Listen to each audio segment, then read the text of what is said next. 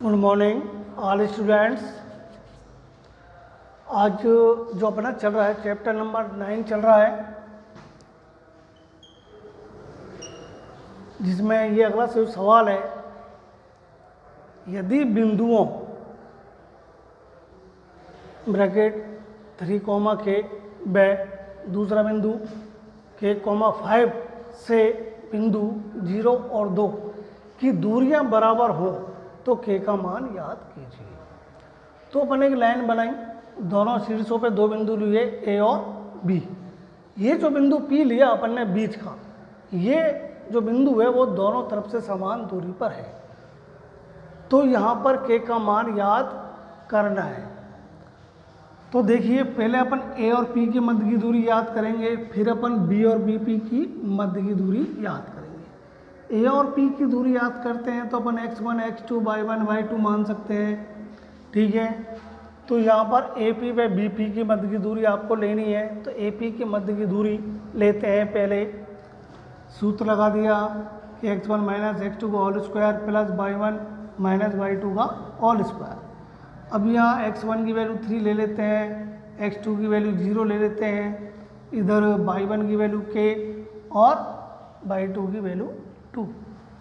तो यहाँ पर 3 में से 0 माइनस करेंगे तो क्या आएगा, 3 आएगा। 3 का होल स्क्वायर क्या कहलाएगा, 9, यानी 3 का होल स्क्वायर 9, 3 तिया 9। इसी प्रकार अभी k माइनस 2 है तो इसको अपन ए स्क्वायर माइनस बी स्क्वायर से खोल दो। इसको खोला, ये सूत्र हो गया आपका a square minus 2ab plus b square. इससे अपन खोलेंगे तो ए की वैल्यू ये हो गई, बी की वैल्यू 2 हो गई, यानी ए की वैल्यू k और बी की वैल्यू 2। तो के स्क्वायर माइनस 2ab है तो 2 दूनी 4 हो जाएगा। इधर बी की वैल्यू 2 है, 2 दूनी 4 ही हो गया। तो 9 और 4 ये 13 हो गए, दोनों ही प्लस वाली संख्या है, जुड़ गई। ये बन जाता है आपका समीकरण नंबर 1। अब आता है बीपी की मध्य की दूरी। बीपी की मध्य की दूरी लेते हैं अपन, तो यहाँ भी अपन ने सूत्र यही लगना है। तो k को x1 मान लिया, 0 को x2 मान लिया, इधर 5 को मान लिया अपन ने y1, 2 को मान लिया y2। तो k में 0 गया k, और k का होल स्क्वायर k2 आएगा, 5 में 2 गए तो 3, 3 का होल स्क्वायर 9 आएगा। तो इस तरह से ये बना समीकरण नंबर 2। तो समीकरण नंबर और समीकरण नंबर 2 को अपन बराबर में रख देंगे, और बराबर में रखने के बाद दोनों को वर्क करेंगे। तो वर्क करने पर दोनों के वर्गमूल के चिन्ह हट जाते हैं और ये संख्याएँ आती हैं। अब यह बीजीय व्यंजक वाली संख्या k है, k स्क्वायर माइनस 4k, इधर k स्क्वायर है, इसको पक्षांतर कर लेंगे, यहाँ पर 13 को उधर भेज देंगे तो चिन्ह बदल जाते हैं। तो प्लस है तो ये माइनस होगा, ये भी प्लस है तो ये भी माइनस हो गया। k से k कट गया, ये माइनस का और ये प्लस का है। तो आपके पास माइनस 4, इधर 13 माइनस के 9 प्लस के हैं तो माइनस के 4 बचेंगे आपके, और k बराबर माइनस के 4 में माइनस के 4 का भाग देंगे तो माइनस माइनस कैंसिल हो जाएगा, प्लस हो जाएगा, और 4 में 4 गया तो 1 आ जाएगा। ये आपका k की वैल्यू आ जाती है। अपन को कन्फर्म करना है तो यहाँ k की वैल्यू रख दो, दोनों में k की वैल्यू रख दो, तो यह आपके आंसर आ जाएगा। बी पी बिंदु के आपके आंसर आ जाएंगे, ठीक है।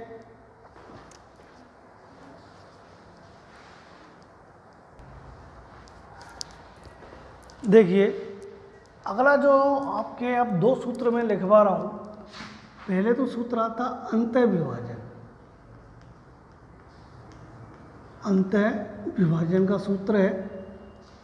एक आएगा आपका बाह्य विभाजन का सूत्र। देखो बेटा, x बराबर m1 x2 plus m2 x1 और ये m1 प्लस m2। y बराबर आता है m1 y2 plus m2 y1 और m1 प्लस m2। ये आपका अंत विभाजन का सूत्र होता है। फिर आपका बाह्य विभाजन का सूत्र आएगा।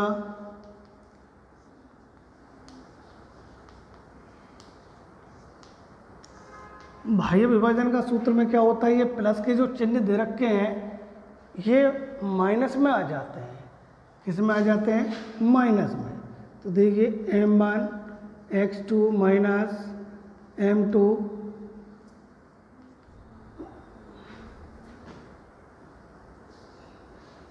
x1, ये आपका m1 माइनस m2 y बराबर m1/2 minus m2 y1 m1 minus m2, ये आपके बाह्य विभाजन के सूत्र हैं। तो इस जो अगला चलेगा आपका मैटर अंत विभाजन और बाह्य विभाजन। m1 और m2 यहाँ पर अनुपात वाली संख्याएं आएंगी। क्या आएंगी? अनुपात वाली संख्याओं को ये शो करता है।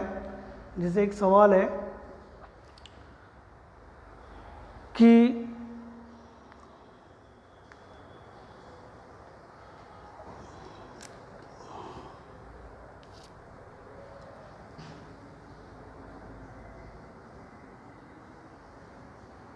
ये कोई दो बिंदु है आपके ए और बी। ये आपके दो बिंदु ले लेते हैं। ए के निर्देशांक आपके 3 और 5, बी के निर्देशांक आपके 7 और 9। ठीक है, इनको कोई बिंदु 2:3 में विभाजित करता है तो इसके निर्देशांक याद कीजिए। कोई रेखाखंड के किन्हीं दो बिंदुओं को कोई बिंदु 2:3 में विभाजित करता है तो कोई बिंदु अपन क्या मान लेते हैं? P मान लिया। तो इस P के निर्देशांक आपको ज्ञात करने हैं। फिर एक बार फिर समझ लो कि किसी रेखाखंड को कोई बिंदु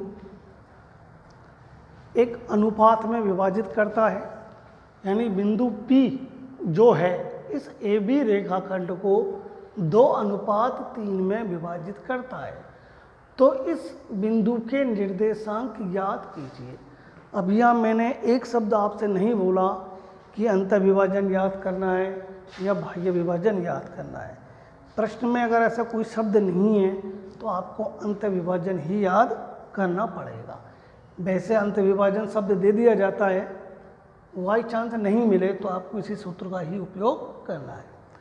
तो सबसे पहले जो अनुपात वाली संख्या है सूत्र में ये m1 और m2 से जानी जाती है। तो यहाँ पर देखिए ये x1 y1 x2 और y2, यहाँ इनको अपन x और y मान लेते हैं, इधर इनको m1 अनुपात m2 मानते हैं। ये रेखाखंड को अपन ने पूरी चीज़ शो कर दी है। इनको देख करके अब अपन को अंत विभाजन वाला सूत्र लगाना है। देखिए माना बिंदु P रेखाखंड AB को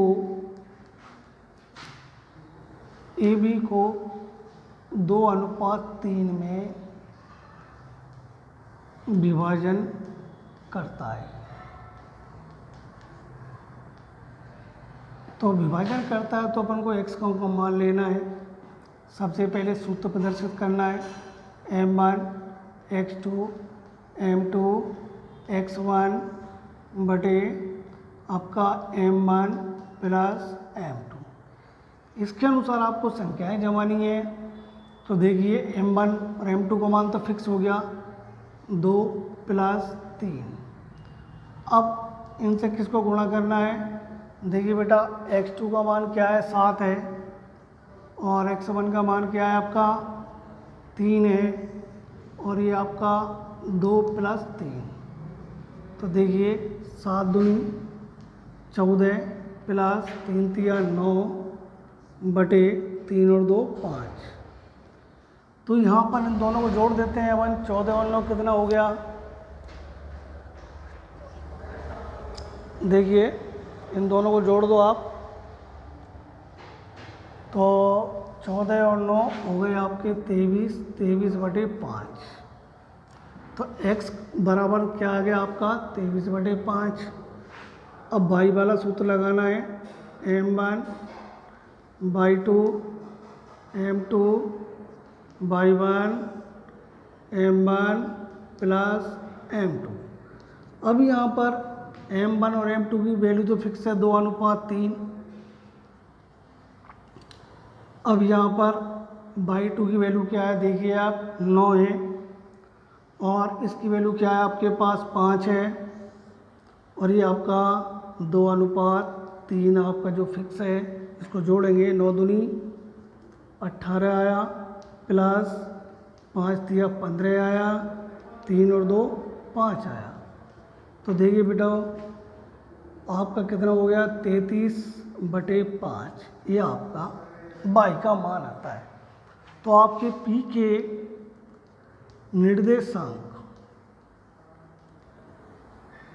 जो आए हैं 23/5 और 33/5, ये आपके आंसर आ गए। ठीक है, आपको ये इस तरह से ये सवाल करने हैं। बाह्य विभाजन पूछता है इसी में, तो आपको प्लस की स्थान पे क्या लगाना है, माइनस का यूज करना है, और सवाल की कंडीशन सेम रहेगी, कोई भी अंतर नहीं आएगा। ठीक,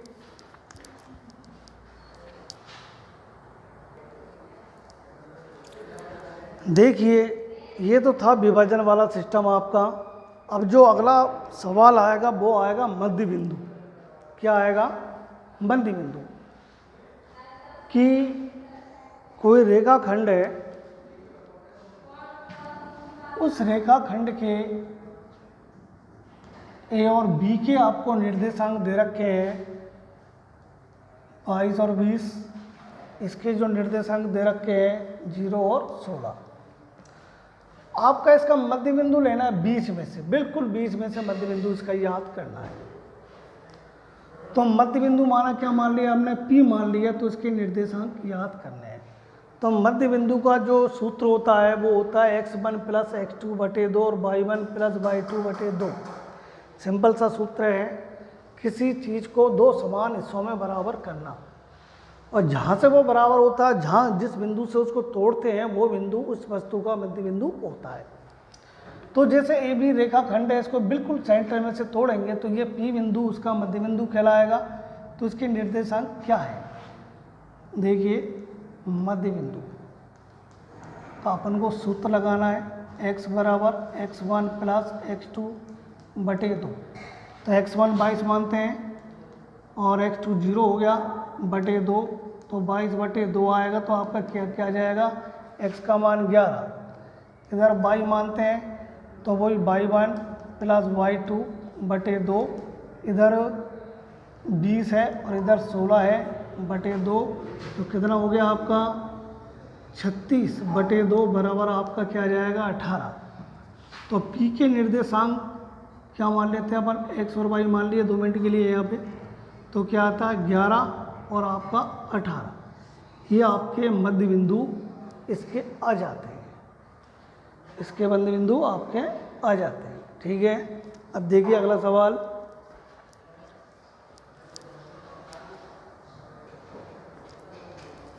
देखिए अब जो सवाल आएंगे आपके, थोड़ा सा डिफरेंस है उन सारे सवालों में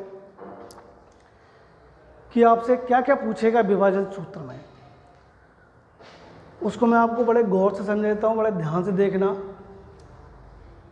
अब इस सवाल में तो पूछा है कि बिंदु ए और बी को बिंदु पी किस अनुपात में विभाजित करता है। यानी इस रेखाखंड का बिंदु ए और बी एक्स अक्ष पर, कौन से अक्ष पर, एक्स अक्ष पर किस अनुपात में विभाजित करता है। तो यहाँ पर अपन को प्रश्न में अनुपात की संख्या नहीं दी गई है। जब अनुपात की संख्या नहीं दी जाती है तो कोई बिंदु मान करके, तो माना बिंदु P, रेखाखंड AB को के अनुपात 1 में विभाजित करता है। तो आपको इस तरह के सवालों में जब अनुपात नहीं दिया जाता है तो आपको के अनुपात 1 मानना है। अब के अनुपात 1 तो मान लिया, अब सवाल आपके किस किस तरीके से आएंगे। मान लो ए के निर्देशांक दे दिए, पी के दे दिए, बी के निर्देशांक नहीं देगा, अनुपात दे दिया, मान लो अनुपात दे दिया, बी दे दिया, बी के निर्देशांक दे दिए, इधर पी के निर्देशांक दे दिए और ए का मान पूछेगा। तो इन आपके पास इस सवाल के अंदर 4 बातें हैं, दोनों तो शीर्ष हो गए ए और बी, इनके निर्देशांक। तीसरा जो विभाजन बिंदु है उसके निर्देशांक। चौथी बात अनुपात। चारों में से एक ना एक चीज़ वो गायब कर देता है, तो जो गायब करता है उसी को अपन को याद करना होता है सवाल के अंदर। जब सवाल के अंदर मान लो अनुपात भी गायब है और बी का मान भी गायब है, उस अवस्था में भी अपन को यही मान मानना है। मानने के तो और भी तरीके हैं, इसको अपन m1 अनुपात m2 से भी कर सकते हैं, लेकिन 1-2 सवालों में लैम्बडा अनुपात 1 भी माना जाता है। तो इन सब चीज़ों को दूर रखने के लिए आप तो एक बात का ध्यान रखना है कि अपन को जब इस तरह की बात पूछता है तो के अनुपात 1 में ही आपको सवाल को विभाजित करना है। जब अनुपात नहीं हो तो, प्रश्न में अनुपात नहीं हो तो के अनुपात 1 में ही रेखाखंड को विभाजन करना है, के को m1 और 1 को m2 मानना है। अब सवाल ये जो दे रखा है वो दे रखा है कि x अक्ष पर, जब x अक्ष पर दे रखा है तो y का मान अपन को 0 मानना है, और y दे रखा है तो x का मान 0 मानना है। लेकिन एक बात का विशेष ध्यान रखना, जिसका मान 0 है उसी के द्वारा आपको अनुपात याद करना है। अब यहाँ y का मान 0 माना तो अपन को y वाली संख्या ही काम में लेनी है। अगर y अक्ष दे रखा है और x का मान 0 माना तो अपन को x वाले निर्देशांक ही काम में लेने हैं। यहाँ इस बात का विशेष ध्यान रखना है। तो देखिए बेटा, अब अपन ने m1 और m2 का मान क्या मान लिया, के अनुपात 1 माना। यहाँ p के निर्देशांक x अक्ष पर y का मान 0 माना, तो अपन को ओनली y वाली संख्या काम में लेनी है। तो अपन y बराबर विभाजन सूत्र से m1 by 2 plus m2 by 1 और m1 प्लस m2।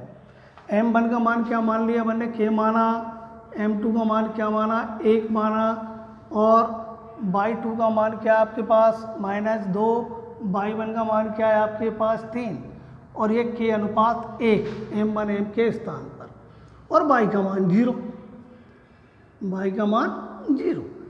अब देखिए बेटा, k और गुना -2 करेंगे तो -2k आया, प्लस 3 गुना 1 करेंगे तो 3 आया। अब ये 0 है, 0 से अपन इसको गुणा करते हैं, k प्लस 1 को तो 0 ही आएगा, ठीक।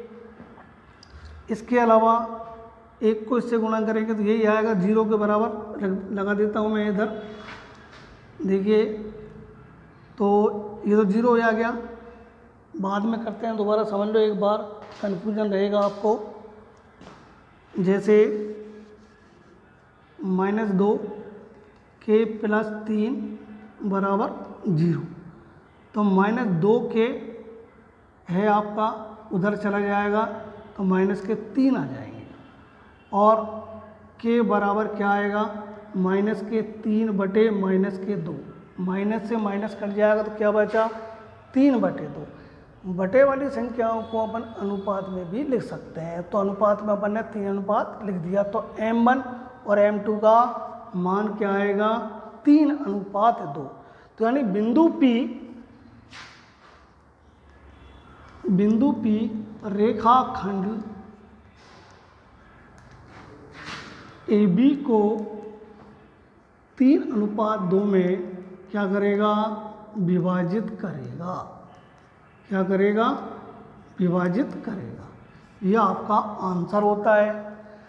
अब सुनिए बात बेटा, अगर x का y अक्ष पे पूछे तो x का मान 0 लेना है और x वाली संख्या ही आपको काम में लेनी है। अब सवाल अपना सही है या गलत, इसकी जांच भी मैं आपको बता दूं कि जैसे y का मान अपन ने यहाँ प्रयोग किया तो आप x का भी मान प्रयोग कर सकते हैं, उससे भी आपका आंसर यही आएगा। तो चाहे x की संख्या हो चाहे y की हो, तो अनुपात दोनों के समान ही आएंगे। क्योंकि x और y को m1 m2 3:2 में विभाजित करेगा। जांच करनी है तो आप अलग से पेज में इनका मान लेकर के देख लो और इसका मान भी 3:2 ही आएगा। ठीक है। निर्देशांक देखो, अगला सवाल आता है, किसी रेखाखंड के दो बिंदुओं के आपको निर्देशांक है, जिसमें -2 एक ही निर्देशांक और 3 है, लेकिन यहाँ बिंदु बी की निर्देशांक आपको नहीं है, और जो विभाजन कर रहा है जो बिंदु, उसके निर्देशांक आपके पास 3 और 5 है। यहाँ पर विभाजन जो हो रहा है, बिंदु जो विभाजन कर रहा है रेखाखंड को, वो 4:7 में विभाजित कर रहा है। तो यहाँ विभाजन सूत्र से अपन को x का मान लेना है, फिर y का लेना है। तो देखो कैसे लोगे आप, सूत्र लगा दिया अपन ने, m1 का मान तो 4, m2 का मान 7, x1 x2 y1 y2। अपन ने संख्या जमा दी यहाँ, तो 4 गुना x करेंगे 4x, ये प्लस है ये माइनस है, 7 दूनी 14 हो गया, 7 4 11 हो गया। x का मान यहाँ कितना आ रहा है 3, तो 3 जमाया, इनको अब तिरछे गुना करेंगे अपन, क्या करेंगे वज्र गुणन कर दो, 3 गुना 11 करा 33, और 1 गुना ये संख्या करेंगे तो योग्य तो आ जाएगी। 14 को अपन ने पक्षांतर कर दिया, चरपद है इसलिए 33 और 14 कितने हो गए 47, x बराबर 47/4। तो इसका जो मान आया वो आया 47/4। अब आता है y वाली संख्या का मान क्या आएगा, y वाली संख्या का मान क्या आना है, देखिए y बराबर m1 y2 m2 y1 और m1 प्लस m2। y का मान क्या है अपने पास सवाल में 5, m1 का मान 4, m2 का मान 7, ये 4 प्लस 7। अब देखिए बेटा y2 का, तो y2 है ही है, और y1 का मान क्या आता है आपके पास 3, 5 बराबर 4 गुना y करेंगे 4y, 7 3 21 आया, 7 4 11। अब देखो इनको तिरछे गुना कर दें आप, तो 1 से गुणा करेंगे तो 4y प्लस 21 बराबर 11 बन जाए 55। तो 4y बराबर 55 माइनस क्या आ जाएगा 21 आ जाएगा, ट्रांसफ़र हो जाएगा। 4y बराबर 5 में से गया तो 4, 5 में 2 गया तो 3, y बराबर 34/4, तो क्या आ जाएगा 17/2। तो y का मान तो आपका ये आया और x का मान आपका ये आया। तो सवाल आता है b के निर्देशांक, b के निर्देशांक कितना है 47/4 और 17/2। ये आपके आंसर आते हैं। आपके मान लो b का मान दे दिया तो a का मान पूछ लेगा,